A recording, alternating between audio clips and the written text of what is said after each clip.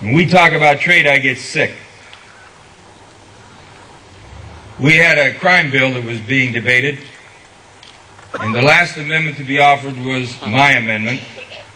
And listen to what the Traficant Amendment said, because they were all talking about all these crimes and everything. The Traficant Amendment said, it shall be a federal crime for any foreign import to have an American label put on it illegally. That's right. Now I want you to listen to this. The Traficant Amendment said, if it's made overseas and it comes into America and someone puts a fraudulent Made in America label on it, it shall be a crime. That's right. Now all these politicians tell you how they're for the American workers. The Democrat leadership opposed me. The Republican leadership opposed me. They tried to kill it with a technicality and say it was not germane. I said, is it a crime? Does it deal with crime? And they had to allow the amendment on the floor. Both party leaders opposed me. I passed the amendment. Now it's in the House bill. Now the crime bill goes to the Senate. The Senate didn't have the Traficant Amendment. Now there are a lot of people down there, small people, that really like me. And one of those people in the Senate called over my staff and said, they're going to throw out your boss's amendment tomorrow. He said, I'm giving you a head up, maybe you guys can do something about it. Well, I had helped Senator Byrd, so I get Senator Byrd on the phone. I said, could you give me a hand here? He said, I'll call Senator so-and-so. I won't use any names. He said he's vehemently against it. He says he has a company in his state that opposes it. And he was a very powerful senator, that's all I'm going to tell you. Very powerful. He said he's opposed to it, Jim. There's nothing I could do. I called him, and he can't help you. He said, I feel bad. He said, because you've always helped me in the House. He said, but I did get the opportunity for you to be able to call him. He'll take your call. I called. He wasn't in. He called back and finally got me. And you could tell he's probably shuffling through papers, and he's giving me the courtesy, Congressman, thank you. You do a good job for your people. I have a company that's dead against this in my state, and we're going to have to remove it from the bill. There was about a 5-second pause. Dave Johnson, I want you to listen to this. Because this guy I was talking to is a Democrat. I said, Senator, I'm the son of a truck driver. But I get on TV more than you do, and I'm going to give them your license plate number, your social security number, and how you screwed the American workers. And I hung the phone up.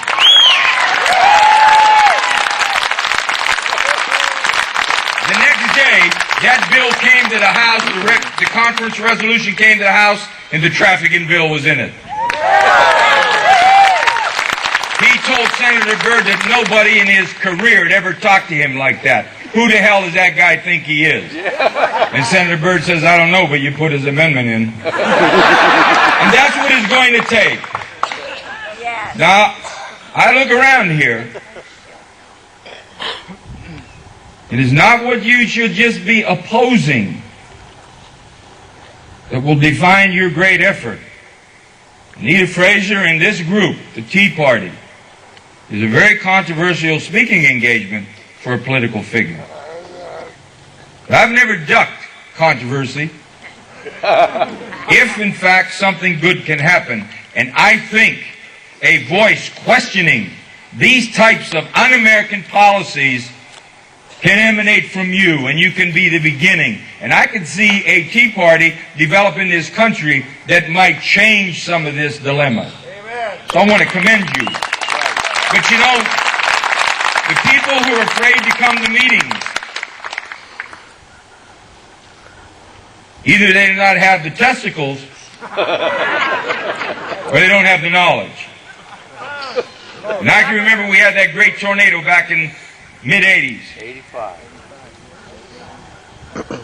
I mean, it was a terrible tornado. And Hubbard, for example, was hit very hard.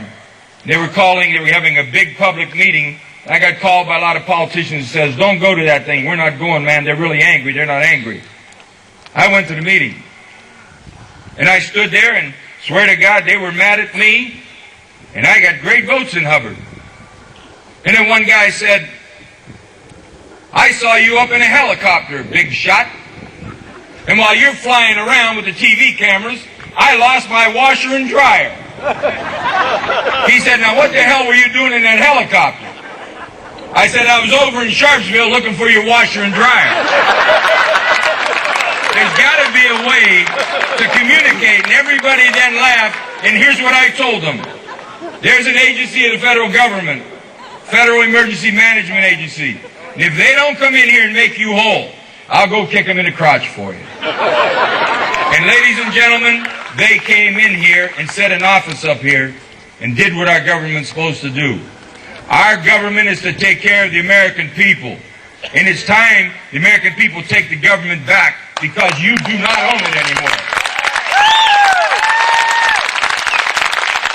You don't own it anymore.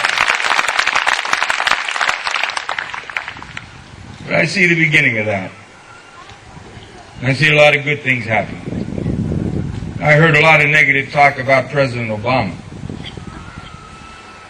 Let me caution you.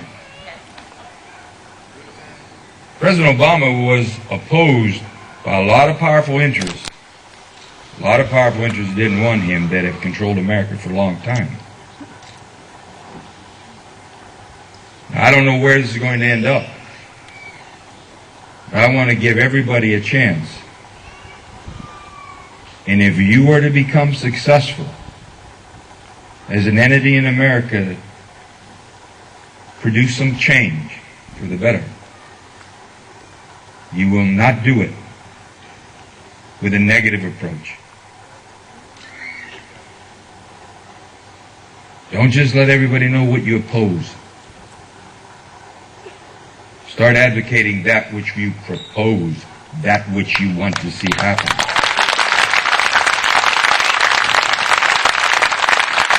I'm certainly not going to have anybody's ear down there in Washington.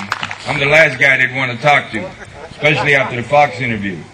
But there's one thing that's important, and that's our country. Right.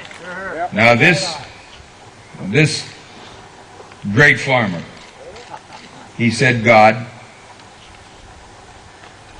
family, and country. And if I did one thing wrong, really,